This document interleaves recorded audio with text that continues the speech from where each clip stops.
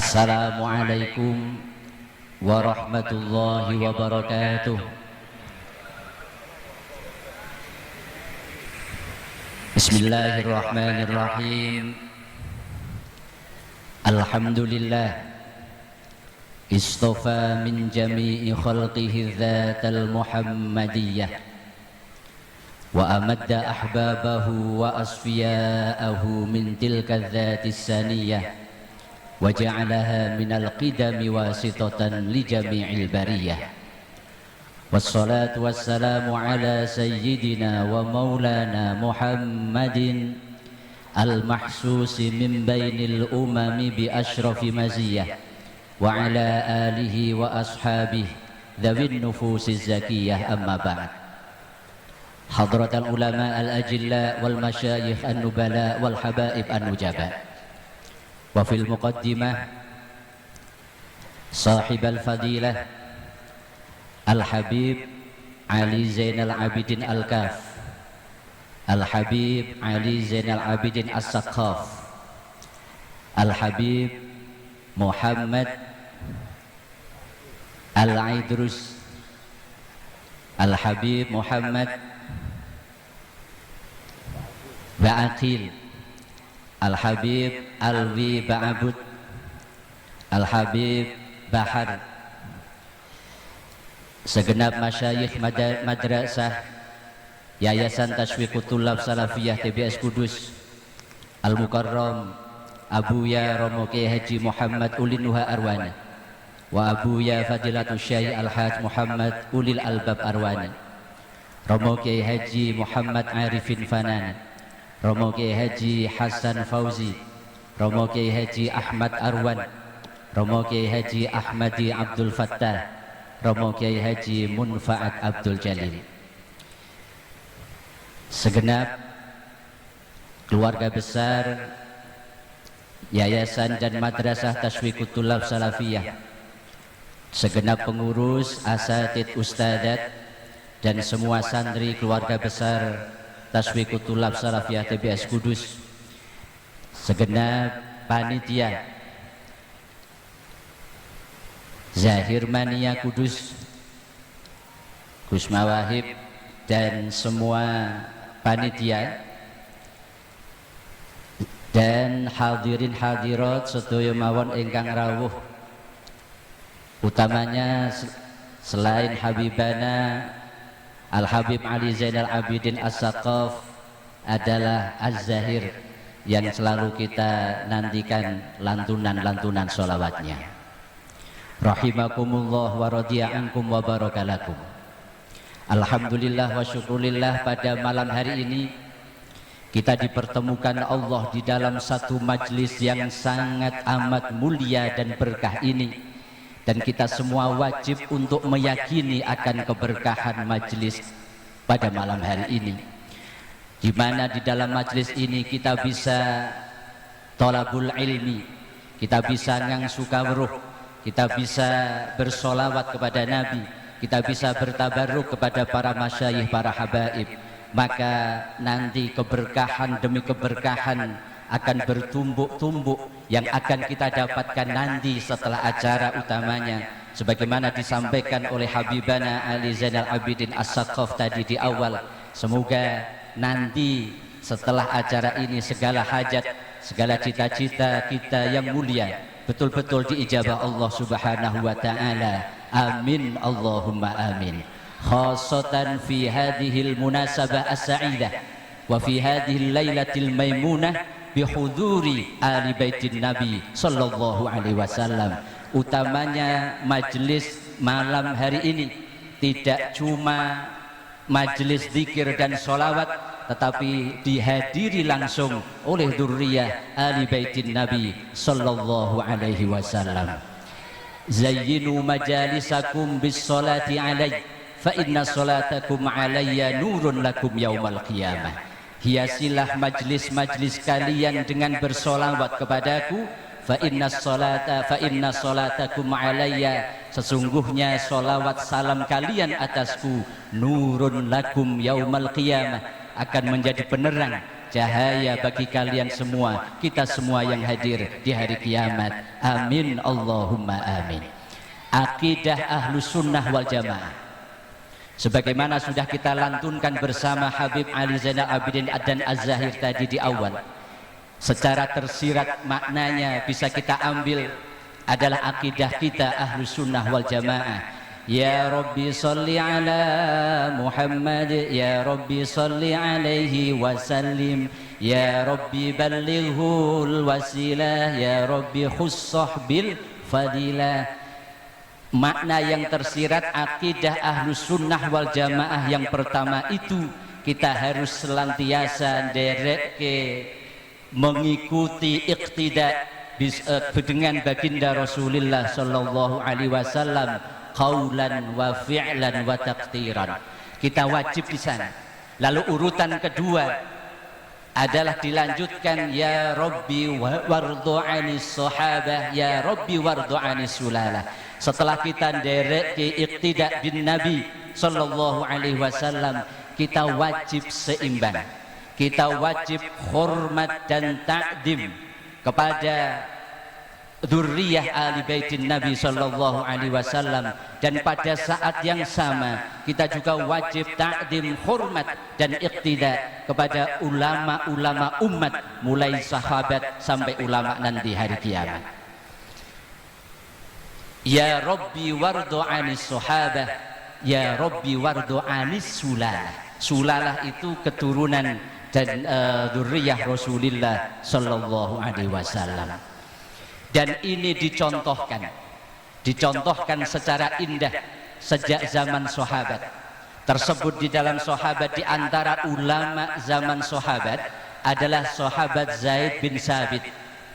Saat Kanjeng Nabi masih sugeng, masih hidup, Zaid bin Sabit muda ini sudah diangkat menjadi satu di antara sedikit sahabat yang menjadi sekretaris wahyu. Lalu pada zaman Sayyidina Abu Bakar As-Siddiq, Zaid bin Sabit diangkat oleh beliau sebagai ketua tim yang nanti mengkodifikasi mushaf, mengumpulkan mushaf ayat-ayat suci Al-Quran yang pada saat Kanjeng Nabi masih tersebar di berbagai media. Ada yang di lempengan batu, ada yang di kulit unta, ada yang di semua media itu dikumpulkan, dibukukan pada zaman Sayyidina Abu Bakar As-Siddiq, dan ketua panitianya adalah sahabat Zaid bin Sabit. Lalu pada zaman Sayyidina Utsman bin Affan, kembali Sayyidina Utsman bin Affan punya mega proyek, yaitu nanti mengumpulkan mushaf, menyatukan beragam aneka qiraat.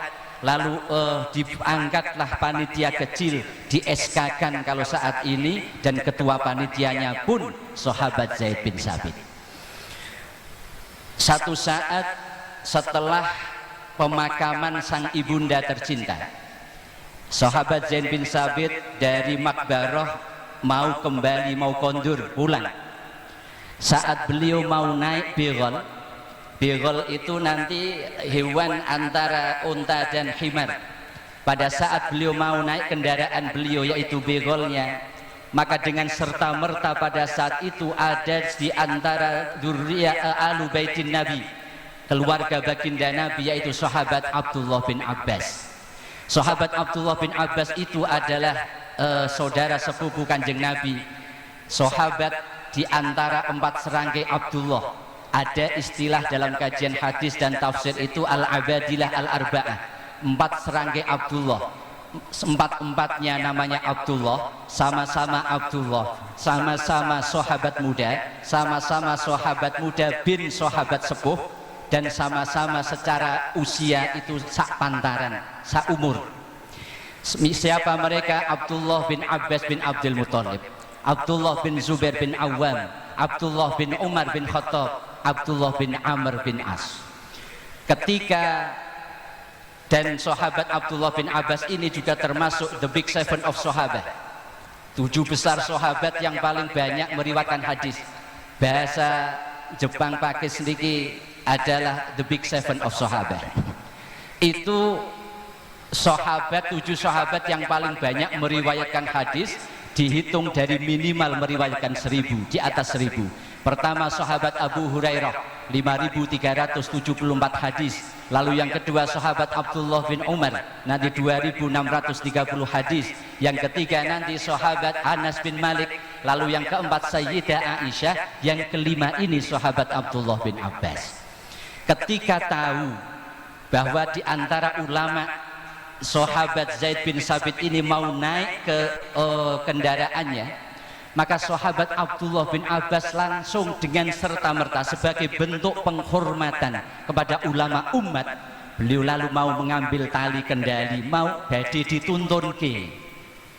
Tetapi pada saat itu sahabat Zaid bin Sabit pun merasa tidak enak bagi beliau dalam diri sendiri. Saya ini adalah keluarga baginda Nabi, saya tidak pantas, belum pantas untuk dihormati sedemikian rupa.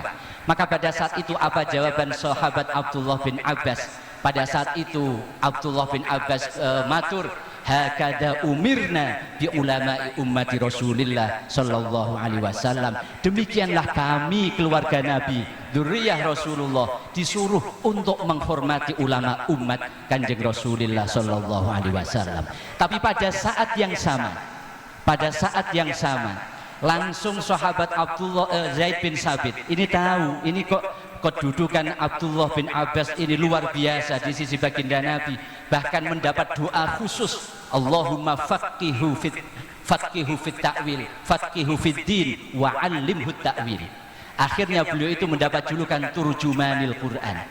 Maka pada saat itu langsung sahabat Zaid bin Sabit ganti, ngambil, menarik asto mulia, tangan mulia sahabat Abdullah bin Abbas, dicium itu tangan mulia Abdullah bin Abbas sambil mengatakan, hakada umirna bi ahli baitin Nabi sallallahu alaihi wasallam. Demikian juga kami diperintahkan Kanjeng Nabi untuk hormat dan takdim kepada dzurriyyah ahli baitin Nabi sallallahu alaihi wasallam. Contoh yang sangat indah bagaimana ulama-ulama umat sangat menghormati, takdim dan iqtida kepada ahli baitin Nabi dzurriyyah Rasulullah sallallahu alaihi wasallam. Dan pada saat yang sama dzurriyyah Kanjeng Nabi juga hormat kepada ulama-ulama umat. Dan ini yang dicontohkan mulai zaman Kanjeng Nabi pada para sahabat sampai zaman saat ini. Kanjeng Nabi itu adalah khotamul anbiya wal mursalin. Kita ini ahlus sunnah wal jamaah. Kita ini bukan kelompok wahabi yang anti terhadap dzurriyyah ahli baitin Nabi, naudzubillah min dzalik. Tapi kita juga bukan syiah yang nanti menempatkan dzurriyyah Kanjeng Nabi itu nanti di atas yang di rambu-rambu dari Kanjeng Nabi, yaitu posisi uluhiyah, ketuhanan, mengkultuskan sampai seakan-akan Tuhan. Ini juga tidak boleh dan dimulai langsung oleh Kanjeng Rasulullah sallallahu alaihi wasallam. Maka di banyak ayat, sebelum banyak ayat, Kanjeng Nabi itu sering menampakkan sisi basyariyahnya. Kanjeng Nabi itu imamul anbiya wal mursalin, khotamul anbiya wal mursalin, sayyidul kaunaini wassaqalain. Tapi di keseharian beliau itu sering menampakkan sisi basyariah, kemanusiaannya. Beliau juga dahar, ngunjuk, makan, minum. Beliau juga kadang-kadang gerah sakit. Beliau kadang-kadang pergi ke pasar. Beliau juga silaturahim kepada tetangga, seperti kita sebagaimana biasanya. Sisi basyariah Nabi. Tetapi bedanya nanti di banyak ayat Allah menegaskan, merinstruksikan Kanjeng Nabi untuk menyampaikan kepada kita umat, qul innama ana basyarum mitslukum. Katakan wahai Nabi kepada umat, sesungguhnya aku ini adalah basyarun, aku adalah manusia seperti kalian.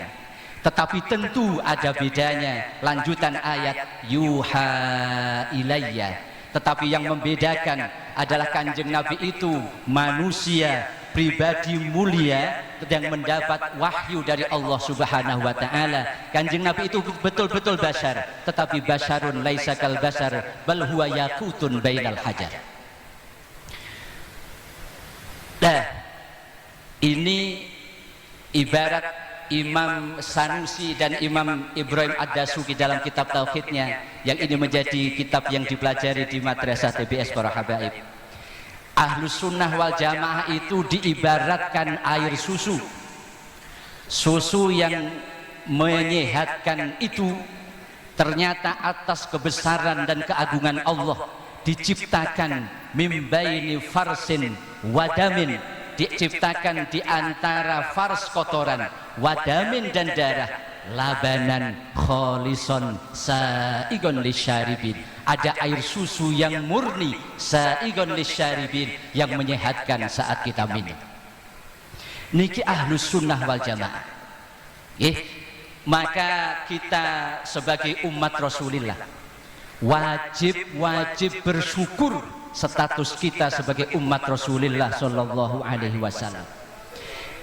Dengan kita hadir di majlis zikir, majlis sholawat semacam ini, bahkan dihadiri langsung dan dipimpin langsung oleh dzurriyyah ahli baitin Nabi Shallallahu Alaihi Wasallam, kita cuma bisa derek gandulan beliau-beliau agar supaya nanti kita semuanya mendapat syafaat Rasulullah Shallallahu Alaihi Wasallam. Maka saat kita ini merindukan baginda Nabi, itu sesuatu yang wajar dan harus. Kita sebagai umat yang selalu mengharapkan syafaat dan pertolongan kanjeng Nabi, ketika kita rindu kepada Nabi, itu harus dan wajar. Tetapi yang jauh lebih luar biasa adalah saat Rasulullah Shallallahu Alaihi Wasallam, Sayyidul Kaunaini Wassaqalain, ternyata merindukan kita umatipun. Kalau kita sebagai umat kok merindukan kanjeng Nabi, itu wajar. Tapi yang lebih hebat dan luar biasa adalah saat sosok Rasulullah Shallallahu Alaihi Wasallam ternyata merindukan kita umatnya, umat sing kadang-kadang umat-umatan niki. Kadang-kadang sregep ngaji, kadang-kadang males, kadang-kadang sregep merawui niki majelis napa az-zahir, kadang-kadang males. Umat enggang umat-umatan niki. Satu saat kanjeng Nabi bersama para sahabat mengadakan satu safar, satu perjalanan. Marra Rasulullah Shallallahu Alaihi Wasallam huwa wa ashabuhu biqabrin. Satu saat kanjeng Nabi bersama para sahabat melakukan satu safar, lalu saat melewati satu pekuburan, beliau berhenti bersama para sahabat, lalu setelah itu berdoa untuk ahli kubur, ahli barzakh. Setelah itu tiba-tiba kanjeng Nabi mengatakan satu kalimat yang membuat para sahabat kaget luar biasa, karena belum pernah mendengar sabda mulia sebelumnya. Pada saat itu tiba-tiba kanjeng Nabi dawuh, ya ashabi ashtaqu ila ikhwani. Wahai para sahabat, aku rindu dengan saudara-saudaraku. Aku rindu dengan saudara-saudaraku. Mendengar dawuh kanjeng Nabi tersebut, para sahabat matur, ya Rasulullah, alasna ikhwanaka ya Rasulullah. Kanjeng Nabi, bukankah kami ini adalah saudara-saudara panjenengan? Di saat itu kanjeng Nabi menjawab, la bal antum ashabi. Bukan, kalau kalian bukan saudara-saudaraku, kalian itu para sahabatku. Selain kepada kalian, aku merindukan saudara-saudaraku. Akhirnya para sahabat nyuwun pirsa, waman ikhwanuka ya Rasulullah. Sahabat panjenengan iku sinten? Saudara-saudara panjenengan iku sinten? Akhirnya dijawab, lam yuladu ba'd. Saudara yang aku rindukan saat ini belum dilahirkan. Para sahabat semakin penasaran. Wa kaifa ta'rifuhum wa lam yuladu ba'd. Kanjeng Nabi, kalau saat ini saudara yang engkau rindukan belum dilahirkan, lalu bagaimana nanti panjenengan bisa mengetahui dan mengenal mereka? Akhirnya kanjeng Nabi membuat satu analogi, satu kias. Ya ashabi lau indakum hisan, wahai para sahabatku, seandainya kalian punya kuda, kuda kalian itu berwarna hitam, tetapi di bagian kepalanya nanti ada sebagian kepala kuda kalian berwarna putih. Lalu kuda kalian dengan kriteria seperti itu berkumpul dengan kuda-kuda tetangga dan teman-teman kalian, yang semuanya warnanya duhmin buhmin dalam bahasa hadis, yang warnanya hitam pekat. Apakah kalian bisa mengenali kuda kalian? Ketika mendapat pertanyaan dan analogi dari baginda Nabi, ada kuda yang semuanya hitam, lalu kuda sahabat tadi hitam tetapi di kepalanya ada warna putih, lalu ditanya Kanjeng Nabi, kira-kira jadi kenal tau ora kowe, jadi teni tau ora kowe? Akhirnya para sahabat pun menjawab, of course ya Rasulullah, tentu dong Kanjeng Nabi, kami pasti bisa mengenali karena ada tanda putih sendiri di antara kuda-kuda yang lain. Pada saat itu ganti Kanjeng Nabi menjawab, demikian juga aku, walaupun saudara yang aku rindukan belum dilahirkan saat ini, tapi nanti di yaumil mahsyar aku bisa mengenalinya karena ada tanda khusus yang milik saudara-saudaraku itu. Apa tandanya? Wujuhuhum nadhiratun min asaris sujud wa min asaril wudu. Karena nanti wajah-wajah mereka akan bersinar di hari kiamat karena bekas wudu dan bekas sujud kepada Allah Subhanahu wa taala. Sahabat penasaran pol ngantos terakhir bertanya, Kanjeng Nabi, sinten sih kok ono tiyang sing begitu mulia lalu jenengan rindukan sedemikian rupa bahkan saat ini belum dilahirkan wahai Rasulullah. Akhirnya Kanjeng Nabi menjawab, saudara yang aku rindukan kaumun ya'tuna min ba'di lam yarawni walam yasma'u minni wa yu'minuna bi wa yusaddiqunani wa yahyawna sunnati ulaika ikhwani ulaika ikhwani ulaika ikhwani. Saudara yang aku rindukan adalah umat yang datang setelahku, tidak pernah melihatku, tidak pernah mendengar langsung sabda-sabdaku, tetapi mereka beriman kepadaku, mereka membenarkan ajaran dan risalahku, dan mereka menghidupkan sunnah-sunnahku. Ulaika ikhwani, merekalah saudaraku, merekalah saudaraku, merekalah saudaraku. Maka dengan demikian, dengan berkah majlis zikir dan sholawat, diiringi, dibimbing langsung dan dibersamai langsung oleh para habaib niki, monggo kita betul-betul maksimalkan untuk betul-betul DP betul-betul melangitkan doa tulus terbaik. Semoga kita semua dan keluarga besar madrasah atau yayasan Tasfiqut Thulab Salafiyah TBS Kudus senantiasa dalam curahan rahmat, ridho, berkah serta ridho Allah Subhanahu wa taala.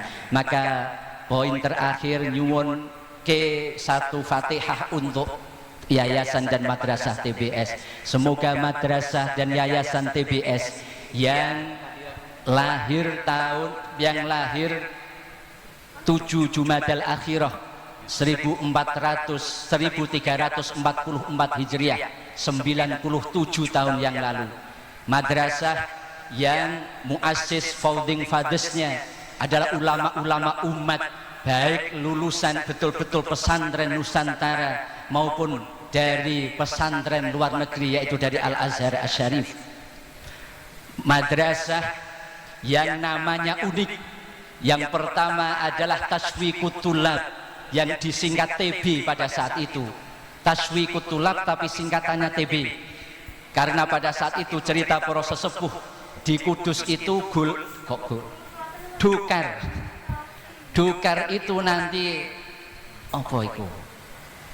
Nomor ini KS. Kudus itu K sama S, diambil huruf pertama dan huruf terakhir. Maka dulu madrasah ini namanya Madrasah Tasfiqut Thulab, singkatannya TB. Lalu karena berdiri di masa penjajahan, siasat tingkat tinggi para ulama dan para guru-guru sepuh madrasah ini akhirnya menambahkan kata sekul. Tasfiqut Thulab sekul berarti TBS, agar nanti dianggap oleh penjajah Belanda dan Jepang pada saat itu, oh berarti ini sekolah seperti kita, berarti no problem, tidak ada masalah.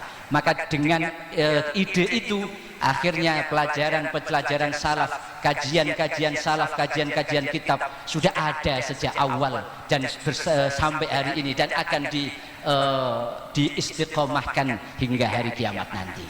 Madrasah lalu setelah kemerdekaan akhirnya sudah terkenal dengan nama TBS, Taswiqut Thulab School, tingkatannya TBS. Tapi karena sudah merdeka tentu para ulama sepuh akhirnya mosok iki wis madrasah kok jano sekule, wis ono madrasah kok jano sekolah, dan kita sudah merdeka. Akhirnya para ulama yang dekat dengan langit mencari wangsit langit, mencari sinyal dan dari langit. Lalu akhirnya ada dua pendapat, dua usulan antara sunniyah dan antara salafiyah. Lalu akhirnya oleh sesepuh madrasah TBS pada saat itu dipilihlah, yaitu Hadratus Syekh Simbah Kiai Haji Turehan Ajuri Asyarafi yang pemilik Almanak Menara, penulis Almanak Menara itu. Beliau akhirnya memilih kata salafiyah, dan itu terambil dari kitab Jauharatut Tauhid kita, wa kullu khairin fittiba'i man salaf wa kullu syarrin fibtida'i man salaf. Akhirnya jadilah TBS itu. Maka ini adalah madrasah yang visinya adalah tangguh dalam imtak, unggul dalam iptek, terdepan dalam prestasi, berwawasan Islam Ahlus Sunnah wal Jamaah. Maka lewat majelis yang betul-betul berkah ini nyuwun, dan di dalam rangka Harlah Madrasah TBS ke-97 nyuwun berkah setunggal Fatihah. Semoga keluarga besar Taswiqut Thulab Salafiyah estu dilimpahi, dicurahi keberkahan demi keberkahan, kesuksesan demi kesuksesan di bawah naungan ridho Allah Subhanahu wa taala. Amin Allahumma amin. Bisirril Fatihah. A'udzubillahi minasyaitonir rajim. Bismillahirrahmanirrahim. Alhamdulillahirabbil alamin. Arrahmanir rahim. Maliki yaumiddin. Iyyaka na'budu wa iyyaka nasta'in. Ihdinas siratal mustaqim. Siratal ladzina an'amta 'alaihim ghairil maghdubi 'alaihim waladdallin. Amin. Wonten cicer cewek yang atur nyuwun agung ing samudra pangaksami utaminipun dumateng para habaib wal afu minkum. Assalamualaikum warahmatullahi wabarakatuh. Waalaikumsalam warahmatullahi wabarakatuh. Dihaturkan ribuan terima kasih kepada beliau yang telah